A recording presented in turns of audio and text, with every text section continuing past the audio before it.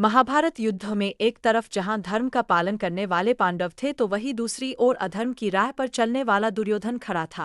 महाभारत के युद्ध में पांडवों ने कौरवों को परास्त कर दिया था, लेकिन मृत्यु के पश्चात पांडवों को नर्क में स्थान मिला और दुर्योधन स्वर्गलोक को गया। पांडवों में सिर्फ युधिष्ठिर ही थे जिन्हें स्वर्ग प्राप्त हुआ था। जानते हैं आखिर पांडवों को कौन सी गलती की वजह से उन्हें नर्क मिला? महाभारत युद्ध के बाद युधिष्ठिर हस्तिनापुर के राजा बने। 36 साल तक पांडवों ने राजपाट किए, लेकिन यदुवंशियों के नाश और श्रीकृष्ण की मृत्यु की बात जानकर द्रौपदी सहित पांडवों ने सशरीर स्वर्ग की यात्रा पर जाने का निर्णय लिया। युधिष्ठिर ने सारा राजपाट अपने प्रपौत्र परीक्षित को सौंप दिया और निकल पड़े स्वर्गलोक की यात्रा पर। कथा अनुसार पांचों पांडव, द्रौपदी और एक कुत्ता भी उनकी स्वर्ग यात्रा में चल रहा था, लेकिन रास्ते में वे द्रौपदी और पांडव एक एक कर गिरते गए और उनकी मौत हो गई। सबसे पहले द्रौपदी की मौत हुई क्योंकि वह अपने अन्य पतियों की तुलना में अर्जुन को ज्यादा प्रेम करती थी। थोड़ी देर बाद सहदेव भी गिर पड़े।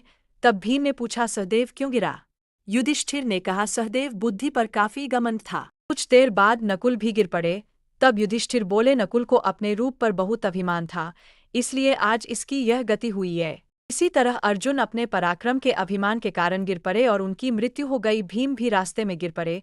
भीम ने गिरते वक्त युधिष्ठिर से इसका कारण पूछा तो उन्होंने बताया कि तुम खाते बहुत थे और अपने बल का झूठा प्रदर्शन करते थे, इसलिए आज तुम्हारी ऐसी गति हुई।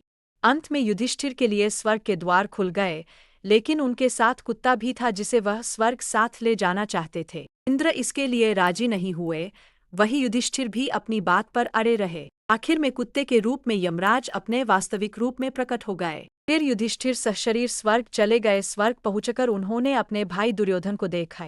वहीं उनके भाई पांडव नर्क में थे। दुर्योधन को स्वर्ग में देखकर भीम ने युधिष्ठिर से पूछा, ऐसा क्यों हुआ? धर्मराज ने जिज्ञासा शांत करते हुए बताए कि दुर्योधन को बचपन से ही सही संस्कार प्राप्त नहीं हुए, इस कारण वह सच का साथ नहीं दे पाए। दुर्योधन का अपने उद्देश्य पर कायम रहना, दृढ़ संकल्पित रहना ही उसकी अच्छाई साबित हुई। युधिष्ठिर के मुताबिक अपने कर्तव्य के प्रति एकनिष्ठ होना मनुष्य का एक बड़ा सद्गुण है। इसी सद्गुण के कारण कुछ समय के लिए उसकी आत्मा को स्वर्ग के सुख भोगने का अवसर मिला है।